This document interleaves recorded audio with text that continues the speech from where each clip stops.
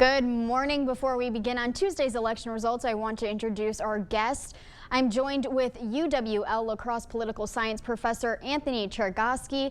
Anthony, thank you very much for coming here. We have a few questions for you about the election, so we'll get right into it. Thanks for having me. Yes, of course. Can you explain the significance of the results of yesterday? Absolutely, Sophia. So the Wisconsin State Supreme Court currently has a 4-3 conservative majority. Okay. And the potential for this election was to change that to a 4-3 liberal majority.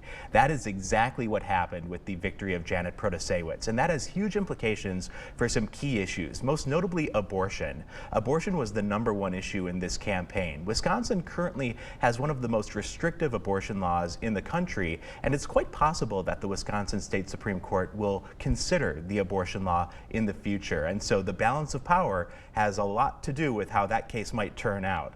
And so for the reasons of abortion, the reasons of gerrymandering, the legislative maps, this was a very important race. Sophia, many observers had called it the most important election anywhere in the United States in all of 2023. So very crucial that people were out and voting yesterday. Absolutely, and turnout was impressive. Was it? Now, we had basically tripled the previous record for most spending on a judicial election. So Wisconsin just absolutely crushed the existing record for campaign spending. And we were watching very closely to see if that record would translate into voter turnout. It did. We don't have the final numbers yet. We're still having to analyze the final numbers, but early reports indicate that voter turnout was very, very high, very, very impressive for an April election. What did you tell your students or just any individual?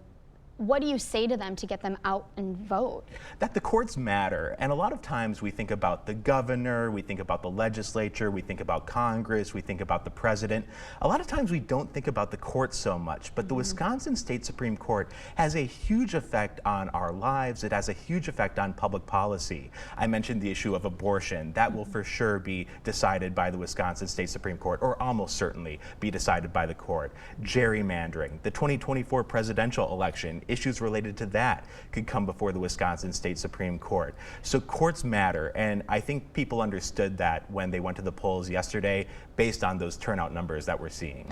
After our last presidential election, a lot of people were concerned about fraud.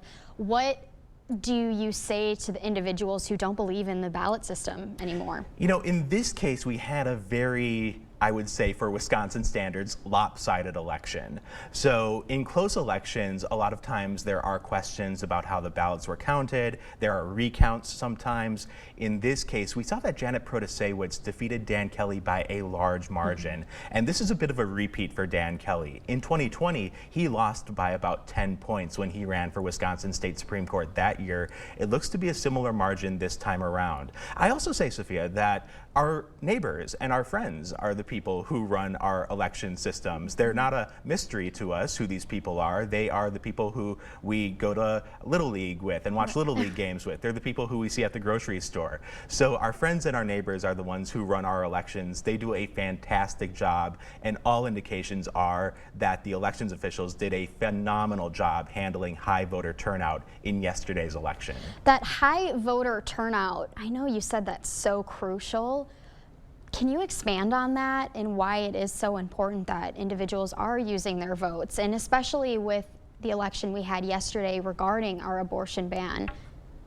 Can you expand deeper on that? Yeah, you know, a lot of times people turn out to vote in November, but they might overlook elections like the April election. And it's very important for people to be aware of all elections. And so that's why these signs about high voter turnout are so encouraging to me. It shows me that the citizens really care and that they really wanted to make their voices heard at the ballot box yesterday. And they knew that this was a high stakes election. The voters responded to the record-setting spending. They responded to the high stakes and the importance of this election. What is the one biggest thing that you think we will see change? with the results? I think abortion is the obvious answer, Sophia. So the 1849 abortion ban in Wisconsin is on track to go to the Wisconsin State Supreme Court.